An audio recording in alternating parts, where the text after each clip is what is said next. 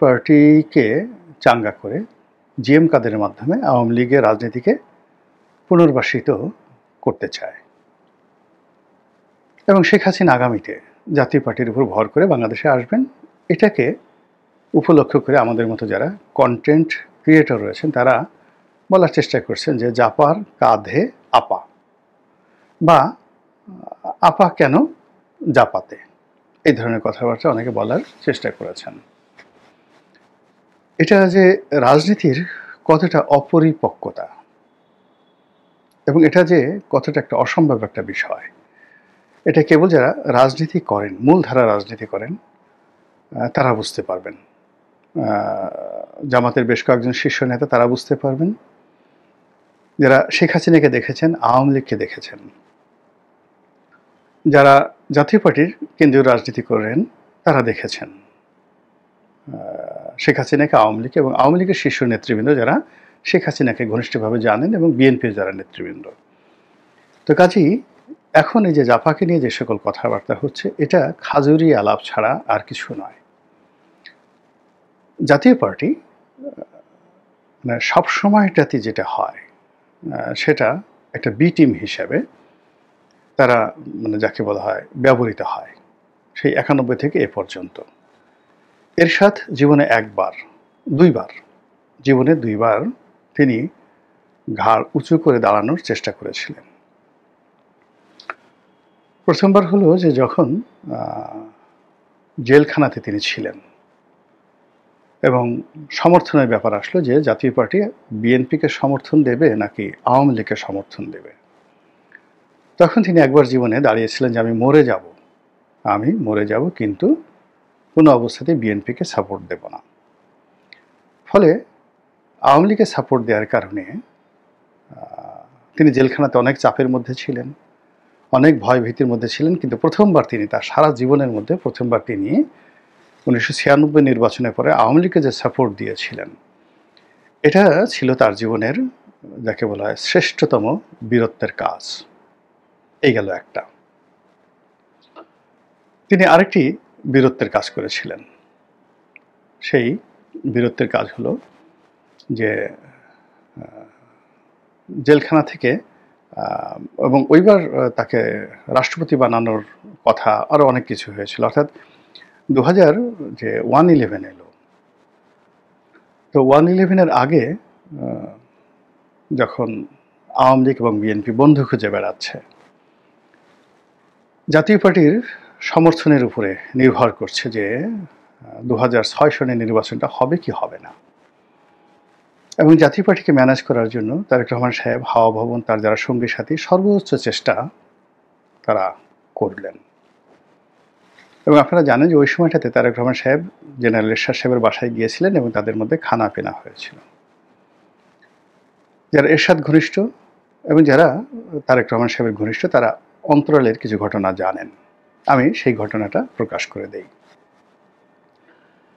সেটা হলো যে জাতীয় পার্টিকে নির্দিষ্ট সংখ্যক সিট দেওয়া হবে এবং প্রতিটি সিটি ইলেকশন করার জন্য তাদেরকে কিছু টাকা দেওয়া হবে।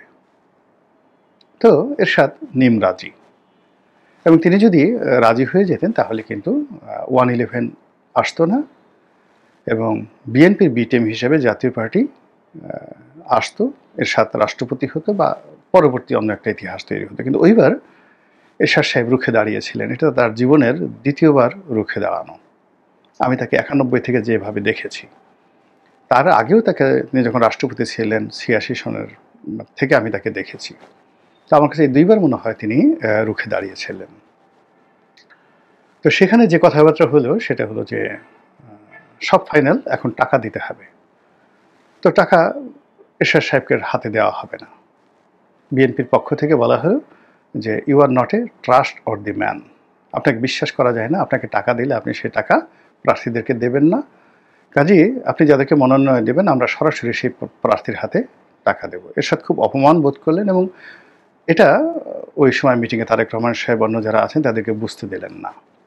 তারেক রহমান সাহেব চলে যাওয়ার পরে তিনি কাঁদলেন, অনেকক্ষণ তিনি কাঁদলেন। This is the first time Ershad কেঁদেছেন। তার যারা ঘনিষ্ঠজন আছেন তাদের বক্তব্য অনুযায়ী আর কখনো এরশাদ কাঁদেননি। এবং তিনি এরশাদ সেটা কেঁদেছেন এবং এরপর তিনি নিখোঁজ হয়ে গেছেন। নিখোঁজ হয়ে এরপরে আওয়ামী লীগের মঞ্চে এসে আপনারা মনে করেন যে পল্টন যে মঞ্চ হলো সেখানে কয়েকদিন পলাতক থেকে পল্টনের আওয়ামী লীগের মঞ্চে এসে তিনি আওয়ামী লীগকে সমর্থন দিলেন। এই দুইবার তিনি দাঁড়িয়েছেন। এর বাইরে সারাটা জীবন তিনি এবং তার দল নেগোসিয়েশন করেছেন, কখনো ভারতের সঙ্গে, কখনো বিএনপির সঙ্গে, কখনো আওয়ামী লীগের সঙ্গে, কখনো জামাতের সঙ্গে, কখনো ইসলামপন্থীদের সঙ্গে, সবসময় তারা নেগোসিয়েশন করেছেন। এক।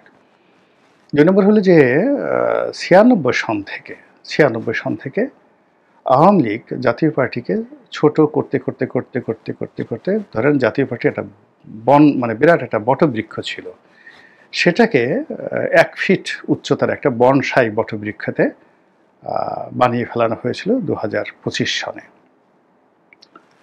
তো কাজেই সেই জাতীয় পার্টির উপর আওয়ামী লীগের মতো একটা বড় দল ভর করবে, এটা কোনো ফিজিক্স, কেমিস্ট্রি, বায়োলজি, ম্যাথমেটিক্সের মধ্যে পড়ে না। এগুলো একটা।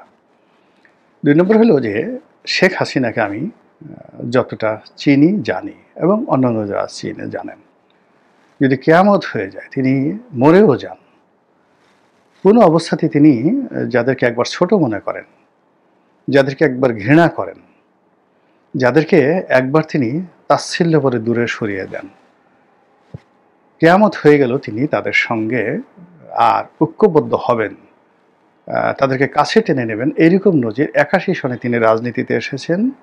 তখন থেকে আজ পর্যন্ত দ্বিতীয়টি ঘটে, একটা ঘটেনি, সিঙ্গেল ঘটনা ঘটেনি। এবং তার এই যে জিদ, এটা ঘরের মধ্যেও ছিল। বঙ্গবন্ধুর আত্মজীবনীতে পড়ে দেখেন তার বড় মেয়েটি কী ধরনের জেদি ছিল। দ্বিতীয়ত, একসময় ডক্টর ওয়াজেদের সঙ্গে আমার খুব ভালো সম্পর্ক ছিল। আমি যখন আজকের কাগজের একটা পৃষ্ঠার সম্পাদক ছিলাম, তখন তিনি নিয়মিত সেই এরশাদের পতনের আগে আগে নিয়মিত সেখানে লিখতেন এবং আসতেন, এবং আমার টেবিলের সামনে উনি ঘন্টার পর ঘন্টা বসতেন। এবং আমরা তখন শেখ হাসিনাকে নিয়ে, তার দাম্পত্য বিষয় নিয়ে একটু পাগলা টাইপের ছিলেন, তো খোঁচা দিতাম আর তিনি একেবারে গড় গড় করে সব কথাগুলো বলে দিতেন। তো সেক্ষেত্রে যে শেখ হাসিনার যে জিদ, তার যে সাহস, তার যে শক্তি, তার স্বামীর মুখ থেকে যেটা শুনেছি, সেটা বিচার করলে, বিশ্লেষণ করলে তিনি মরে যাবেন। কবরের মধ্যে তাকে গুতিয়ে গুতিয়ে যদি আপনি হাতুড়ি দিয়ে পিটিয়ে পিটিয়ে মাটির মধ্যে ঢুকান আর অপশন দেন যে জিএম কাদেরের সঙ্গে আপনি ঐক্য করে জিএম কাদেরের অধীনস্থ হয়ে আপনি বাংলাদেশে আসবেন, তিনি বলবেন যে আমাকে হাতুড়ি দিয়ে পিটিয়ে পিটিয়ে মেরে ফেলো। তার প্রমাণ হলো আপনি দেখুন যে তিনি যখন হেলিকপ্টারে উঠছিলেন, ছবিগুলো দেখেন, তার দুটো হাত তখনও মুষ্টিবদ্ধ ছিল। সারা বাংলাদেশ তিনি জানেন যে তছনছ হয়ে গেছে, এবং তিনি তার পরিবারের সব লোকদেরকে তিনি ঘরে বসে সুস্থ মস্তিষ্কে প্রত্যেকটা লোককে নিরাপদে, তার পরিবারের সবাইকে তিনি দেশের বাইরে পাঠিয়ে দিয়েছেন, তার সবাইকে, ইচ অ্যান্ড এভরিবডি, এবং তার বোনকে শুধু তার কাছে রেখেছেন যে তিনি জানেন যে তিনি নিরাপদে যেতে পারবেন। He has the assurance. তো তিনি তার পরিবারের সবাইকে কীভাবে পাঠিয়েছেন, তাপস এবং তার সঙ্গে তার যে বক্তব্য, তাপসকে কিন্তু তিনি পার্সোনালি দেখতে পারতেন না, কিন্তু যেহেতু তার মধ্যে শেখ রক্ত আছে, শেখের ব্লাড আছে, যেখানে যেখানে শেখের রক্ত আছে তাদের জন্য শেখ হাসিনার ৭ খুন মাপ। তারা যদি শেখ হাসিনার অর্ধেকটা খেয়ে ফেলে, তিনি কখনো এই যে এটা স্বজনপ্রীতি বলেন, যা কিছু বলেন, তাদেরকে তিনি ক্ষমা করে দেন। দুঃসম্পর্কে ১৪ গোষ্ঠীর আমাকে ৯৬ সনের একটা বাস্তব ঘটনা আমি বলি। বিপুল ঘোষ নামে ফরিদপুর জেলা আওয়ামী লীগের সেক্রেটারি ছিল, পরে সভাপতি হয়েছিল বিপুল ঘোষ, পরে কেন্দ্রীয় বিএনপির নেতা হয়েছিলেন, সিনিয়র। তো ৯৬ সনে ওই শেখ হাসিনার ২ জন আত্মীয় ছিল, একজনের নাম হলো মানু আর একটা হলো নকিব। তো নকিব মানু এরা দুজনে দুঃসম্পর্কের আত্মীয়। তো ওই নকিব বা মানু ওই তার কাছে একটা খাতা থাকতো, সেখানে শেখ হাসিনার 14 জেনারেশনের কারা কারা তার আত্মীয় ওটা লিখিত থাকতো।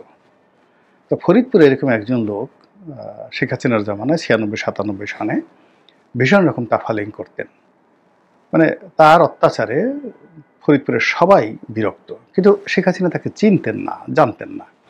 তো তিনি যখন ফরিদপুর গেলেন, ফরিদপুরের সব নেতারা তাকে একে ঘিরে ধরলেন যে আপা এই ঘটনা, আপনার কোন আত্মীয় না সাত্মীয়, এর যন্ত্রণায় দল শেষ, রাজনীতি শেষ, ইত্যাদি ইত্যাদি অনেক কিছু। তো শেখ হাসিনা রাগ হয়ে বলেন যে আমার কোনো আত্মীয় স্বজন নাই, অন্যায় যে করে একদম ঠ্যাং ঠুং ভেঙে দেওয়া। তো তিনি তো তার